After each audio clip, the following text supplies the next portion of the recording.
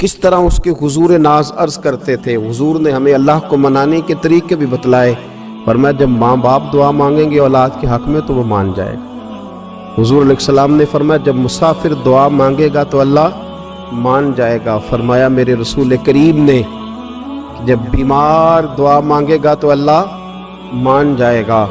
اور سید عالم علیہ السلام فرمانے لگے جب تمہارے ضعیف، کمزور، مجبور لوگ دعا مانگیں گے تو اللہ مان جائے گا۔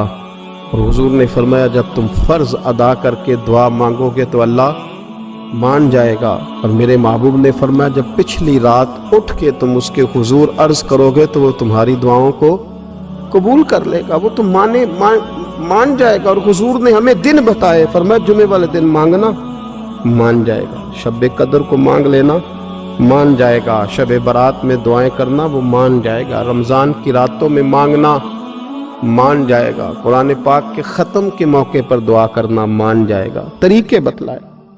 اب یہ ہے کہ ہم نے تو مانگنا تھا نا اس کی بارگاہ میں، ہم نے تو حاضر ہونا تھا، ہم نے تو جانا تھا، اب ہم نے آگے بڑھنا ہے، اس کے حضور عرض کرنا ہے۔ حضور نے ہمیں بتلایا کہ مومن متقی ہوتا ہے نا، پرہیزگار ہوتا ہے، تو اس نے کچھ نیکیاں بھی کی ہوتی ہیں، جس طرح اسے اپنے گناہوں کا پتہ ہوتا ہے نا، اسے پتہ ہوتا ہے کہ نہیں یار فلاں کام میں نے فقط اللہ کی رضا کے لیے کیا ہوا ہے، تو میرا اور میرے رب کا راز ہے۔ فرمایا جب تم بڑے الجھ جاؤ نا، جب تم بڑی آزمائش میں آ جاؤ اور جب تم سمجھ لو کہ اب میں بڑی تکلیف میں آ گیا ہوں، تو پھر ایک طریقہ حضور نے ہمیں اور بھی بتلایا مانگنے کا، ایک اور طریقہ بھی بتلایا، اور وہ روایت صحیح مسلم میں موجود ہے۔ راوی حضرت عبداللہ ابن عمر رضی اللہ تعالیٰ، حضور فرماتے ہیں 3 لوگ سفر کر رہے تھے، یہ آپ اندازہ فرمائیے صحیح مسلم کی حدیث ہے، اور ذرا حضور کے سمجھانے کا ایک یہ رنگ بھی ہے اللہ کو منانے کا، ایک یہ انداز بھی ہے اس کی بارگاہ میں گزارشات پیش کرنے کا، یہ بھی ایک طریقہ حضور نے ہمیں بتلایا۔ اگرچہ اپنی نیکیوں کو چھپانا چاہیے، نیکیاں جو چھپی ہوئی ہوتی ہیں وہ قیمتی ہوتی ہیں، وہ قیمتی چیزیں ہوتی ہیں جو لوگوں نے چھپا کر کے رکھی ہوتی ہیں۔ حضرت عبداللہ ابن عمر فرمانے لگے کہ نبی پاک صلی اللہ علیہ وسلم فرماتے ہیں 3 لوگ سفر کر رہے تھے، رستے میں طوفان آ گیا، تیز بارش شروع ہو گئی، تو حضور فرماتے ہیں وہ تینوں بارش سے بچنے کے لیے ایک غار میں چھپ گئے۔ ان کو پتہ ہے پرانے زمانے کے اندر غاریں ہوتی تھیں، اور لوگ جب سفر کرتے تھے لمبے تو پتھروں اور پہاڑوں کے بیچ میں سے سفر کرتے تھے، وہ غار کے اندر چلے گئے۔ اب چونکہ طوفان بہت زیادہ تھا، جب وہ غار کے اندر چلے گئے تو اللہ کے پیارے حبیب صلی اللہ علیہ وسلم فرماتے ہیں پتھر اوپر سے لڑکتا ہوا آیا اور غار کے منہ کے آگے آ کے اس نے غار کو بند کر دیا۔ اتنا تیز اور اس مضبوطی کے ساتھ وہ پتھر لگا اور اتنا صحیح فٹ ہوا کہ اندر روشنی آنی بھی ختم ہو گئی۔ اب 3 لوگ ہیں، تھوڑی دیر تو وہ پریشان رہے کہ شاید اب کبھی بچ نہیں سکیں گے، شاید چاروں جانب اندھیرا ہی ہے اور اندھیرا ہی رہے گا، شاید یہاں سے نکلنے کے لیے اب ہمیں کوئی رستہ میسر نہیں آئے گا۔ وہ پہلے تو پریشان ہوئے، پھر کہنے لگے یار اس طرح کرو، ذرا غور کیجئے گا میری بات کو، فرمایا اس طرح کرو اگر کوئی زندگی میں نیکی کی ہے نا تو ذرا اس نیکی کو یاد تو کرو، اور یاد کر کے اس مالک کے حضور عرض تو کرو، وہ کریم ہے، کوئی آنکھوں شاید من جائے تے گل کم تتڑی دا بن جاوے، عرض تو کرو ان میں سے۔ یہ آپ اندازہ فرمائیے یہ بات بیان کون کر رہا ہے؟ یہ مدینے والے رسول بیان کر رہے ہیں، یہ نبی پاک علیہ السلام نے بیان فرمایا، یہ وہ کہانی ہے جو ہمیں ہمارے نبی پاک نے سنائی، رسول کریم علیہ السلام نے ہمیں بتلائی، یہ داستان محبت۔ حضور فرمانے لگے ایک نے ان میں سے ہاتھ اٹھائے اور اس نے انداز کیا چھیڑا، عرض کرنے لگا اللہ تو جانتا ہے نا میں نے بکریاں رکھی ہیں، میں غریب ہوں، مزدور ہوں، اور مالک تو یہ بھی جانتا ہے کہ میرے بچے بھی ہیں، بیوی بھی ہے، پر میں جب بھی گھر لوٹا ہوں تو دودھ میں نے بچوں اور بیوی کو پہلے نہیں دیا، بوڑھے ماں باپ کو پہلے دیا۔ اللہ میں نے ان کے ساتھ ہمیشہ کرم کے بازو کھول کر معاملہ کیا، وہ غار میں تنہا بیٹھے ہیں اور اپنے مالک کو منا رہے ہیں۔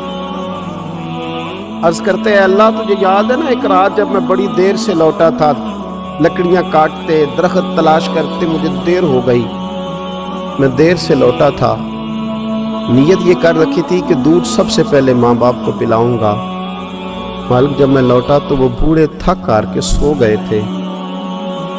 میری بیوی نے مجھے کہا کہ بچوں کو پلا دو، وہ سو گئے۔ تو میں نے کہا نہیں، میرے ذمے ہے ان بوڑھوں کے دل کو ٹھنڈا کرنا، ان سے پیار کرنا۔ اللہ بیوی مانگتی رہی، بچے طلب کرتے رہے، میری ٹانگوں میں گھومتے رہے، بار بار آتے رہے، اور میں نے دودھ نہیں پلایا۔ اے مالک، فجر ہو گئی، آفتاب طلوع ہونے کا وقت آ گیا، پر میں نے ماں باپ کے بیدار ہونے کا انتظار کیا۔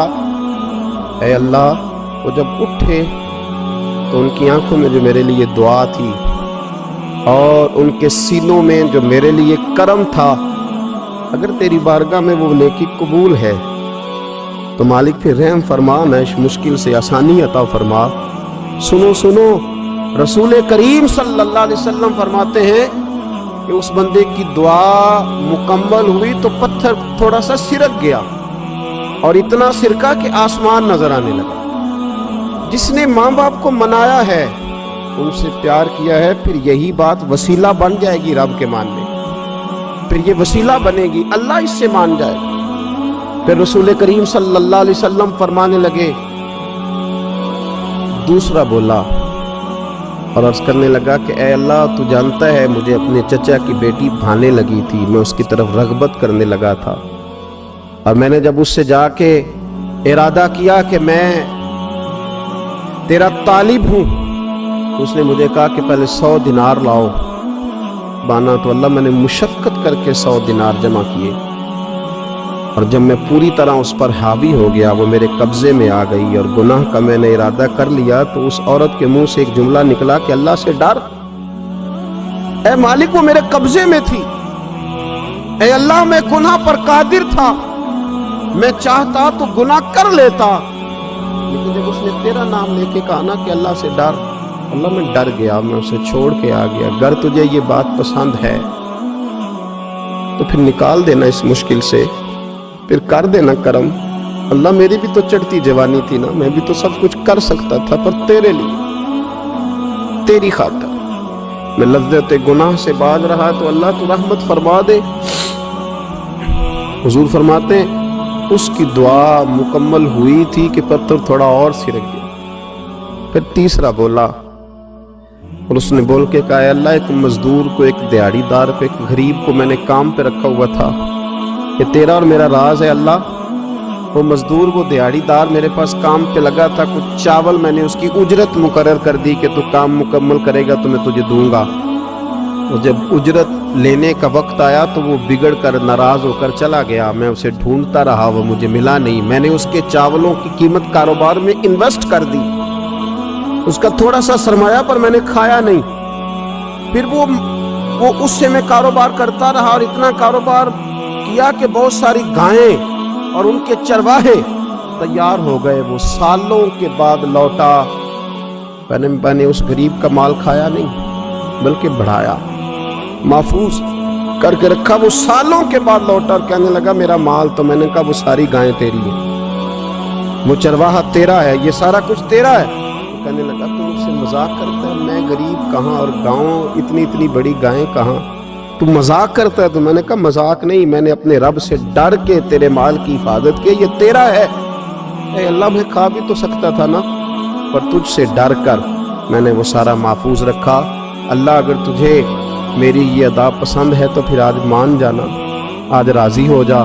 اللہ کے رسول فرماتے ہیں اس کی دعا مکمل ہوئی تھی کہ پتھر لڑکا اور ان کے لیے رستہ بن گیا، وہ باہر آ گئے۔ تو حضور نے ہمیں بتلایا کہ وہ تمہاری نیکیاں جو چھپی ہوئی ہیں، وہ تمہاری نیکیاں جو تم نے خالص اللہ کی رضا کے لیے کی ہیں، ان نیکیوں، ان اعمال کا وسیلہ بھی تمہارے رب کے ماننے کا ذریعہ بن جائے گا۔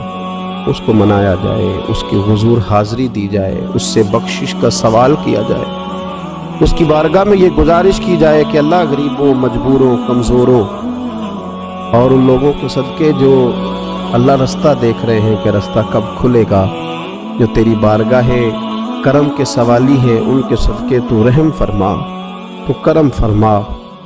تو میرے عزیز، ایک اور بات جو اللہ کو منانے کے لیے ہمیں ہمارے پیارے رسول صلی اللہ تعالی علیہ وسلم نے بتلائی کہ جب انسان بہت زیادہ عاجزی کرتا ہے نا، بہت زیادہ عاجزی، تو پھر بھی اللہ مان جاتا ہے۔ جب وہ اس کے حضور بہت عجز کا اظہار کرتا ہے، بہت زیادہ عجز کا اظہار کرتا ہے، وہ ڈر جاتا ہے اس سے۔ وَلِمَنْ خَافَ مَقَامَ رَبِّهِ جَنَّتَانِ، فرمایا جو میرے سامنے کھڑے ہونے سے ڈرے گا میں اسے 2 جنتیں عطا کروں۔ حضرت بابا فرید الدین مسعود گنج شکر بابا صاحب رحمۃ اللہ علیہ فرماتے ہیں کہ ایک نیک نوجوان تھا، دن کو روزہ رکھتا، رات کو نماز پڑھتا، پر اللہ سے ڈرتا پھر بھی بہت ہی زیادہ تھا، بڑا ہی ڈرتا تھا۔ موت کا وقت آیا تو ماں ہی تھی بس اس کی، تو ماں سے کہنے لگا اماں میری ماں ہے، میرے ساتھ 3 وعدے تو کر۔ اس نے کہا پتر تو بتا، آخری ہج کی لے رہا ہے اور اس غریبنی ماں سے تو وعدہ لے رہا ہے، بتا کیا وعدہ ہے؟ عرض کرنے لگا اماں جب میں مر جاؤں نا تو میرے گلے میں رسی ڈال کے تو مجھے گھمانا گھر کے صحن میں، اور لوگوں کو کہنا جو رب کی نافرمانی کرے اس کا یہی حال ہوتا ہے۔ یہ اعلان کرنا جو اللہ کے نافرمان ہوں ان کا یہی اشر کیا جانا چاہیے۔ اور اماں پھر دوسرا وعدہ کر، میرا رات کو جنازہ اٹھایا جائے، میں نہیں چاہتا کہ کسی کے منہ سے یہ لفظ نکل جائیں کہ وہ دیکھو اللہ کا نافرمان جا رہا، رات کو میرا جنازہ اٹھانا۔ اور اماں تیسرا میرے ساتھ وعدہ کر کہ لوگ مجھے دفن کر کے آ جائیں گے تو تو میری قبر پہ چلی جائے گی، عمل میرے پاس کوئی نہیں، پر مجھے لگتا ہے ماں کے قدموں کی برکت سے عرش کا مالک بھی رحم فرمائے گا۔ اماں تو وعدہ کر کہ میرے ساتھ وعدہ کر۔ بابا صاحب رحمۃ اللہ علیہ فرمانے لگے کہ ماں بوڑھی ماں نے وعدہ کر لیا، کہا بیٹے ٹھیک ہے، اگر تیری یہی ضد ہے تو میں تیار ہوں۔ پھر اس نے کلمہ شہادت پڑھا، اس نوجوان کی روح پرواز کر گئی۔ بوڑھی ماں نے رسی منگائی تو وَلِمَنْ خَافَ مَقَامَ رَبِّهِ جَنَّتَانِ، جو ڈر جائے، اس نے تو کہا تھا نا کہ رسی ڈال کے گھمانا اور کہنا یہ اللہ کا نافرمان ہے، اس کا یہی اشر ہونا چاہیے تھا۔ لیکن جب ماں گلے میں رسی ڈالنے لگی تو گھر کے ہر کونے سے آواز آنے لگی خبردار یہ رب کا دوست ہے، اللہ کے دوستوں کے ساتھ اس طرح کا معاملہ نہ کیا جائے، اسے چھوڑ دیا جائے۔ اور کہا تمہیں کچھ بھی اور کرنے کی ضرورت نہیں ہے، یہ تو رب کا دوست ہے اور رب کی بارگاہ میں حاضر ہو گیا۔ کچھ کوئی بندہ کہے گا کہ یہ تو ایک بابا فرید کا سنایا ہوا واقعہ ہے، سنیے بخاری میں حدیث ہے، نبی پاک صلی اللہ علیہ وسلم نے فرمایا، حضرت ابو ہریرہ رضی اللہ تعالیٰ عنہ راوی ہیں، حضور فرماتے ایک شخص مرنے لگا، اپنے بچوں سے کہنے لگا کہ میں جب مر جاؤں تو مجھے جلا دینا، اور پھر میرے جلے ہوئے وجود کو پیس دینا، پھر مجھے ہوا میں اڑا دینا۔ پتر مجھے اڑا دینا، مجھے بڑا ڈر لگتا ہے، اگر رب نے مجھ سے حساب پوچھا تو میں قابل نہیں ہوں، اڑا دینا مجھے ہواؤں میں۔ اگر اس نے مجھ سے عذاب لیا تو حساب لیا تو بڑا سخت حساب لے گا۔ حضور فرماتے ہیں بخاری میں موجود ہے، اس کے بچوں نے اسی طرح کیا، اس کے مرنے کے بعد اسے جلایا، ہوا میں اڑا دیا۔ اللہ کے محبوب فرماتے ہیں رب کریم نے حکم دیا زمین کو کہ اس کے ذرات کو جمع کرو، زمین نے ذرے جمع کیے، خدا نے حکم دیا تو اس کا وجود پھر سے اسی شکل میں آیا۔ تو رب کریم نے فرمایا یہ جو تو نے وصیت کی تو کیوں کی؟ اللہ جانتا ہے کہ نہیں جانتا؟ یہ کی تو کیوں کی؟ تو وہ پڑا کہنے لگا اللہ میرے اندر تو طاقت نہیں تھی تیرے سامنے کھڑا ہو کے حساب دے سکوں، تجھے منانے کے لیے تیرے خوف سے ڈر گیا، میں ڈر گیا۔ اگرچہ ہمارے بزرگوں نے لکھا ہے کہ آج یہ وصیت کرنا اس رنگ میں یہ طرز اختیار کرنا درست نہیں، لیکن آپ غور فرمائیے کہ نبی پاک علیہ السلام فرماتے ہیں جب اس نے کہا نا اللہ تجھ سے ڈر کے یہ کیا،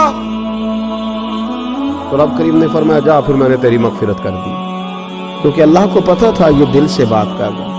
ایک چوتھی بات میرے رسول پاک علیہ السلام نے فرمایا کہ جب رب نہ مانے تو پھر وہ کمزوروں کے صدقے مان جاتا ہے، پھر وہ ضعیفوں کے صدقے مان جاتا ہے۔ فرمایا اللہ تم سے بارشیں روکنا چاہتا ہے پر تمہارے ضعیفوں، کمزوروں، غریبوں کے صدقے، مجبوروں کے صدقے وہ تم پر بارشیں برساتا ہے۔ حضور فرماتے ربا شغازا اغبر لو اقسم علی اللہ لا برا، کچھ ایسے لوگ ہوتے ہیں کہ ان کے بالوں میں خاک پڑی ہوتی ہے، چہروں پہ مٹی الجھے ہوئے ہوتے ہیں، لیکن اگر وہ اللہ پہ قسم کھا لیں تو اللہ ان کی قسم بھی پوری کر دیتا ہے۔